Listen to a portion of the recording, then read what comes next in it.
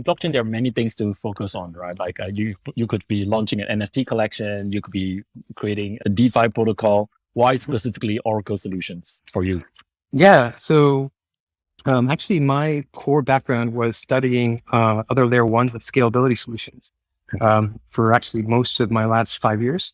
And I met my co-founders and actually online, then we met in person in San Francisco. But we decided to create a research and R&D lab, a venture studio, where we could actually try all kinds of experiments. So we could continue to study layer ones, the different Oracle models. We actually, to sustain ourselves, we had to build technology for other projects that had rich money, but they couldn't deploy it.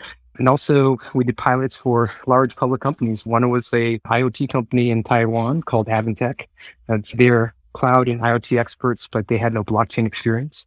We were the ones who built their blockchain middleware. And during this experience, this is where we got exposed more deeply into the Oracle problem.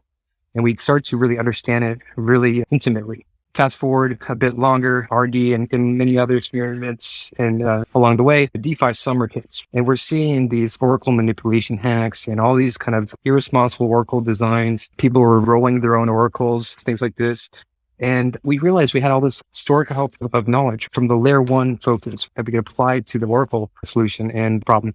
And that's what we did. That was the birth of Supra. Supra is applying layer one protocols and layer one principles to solve the Oracle problem.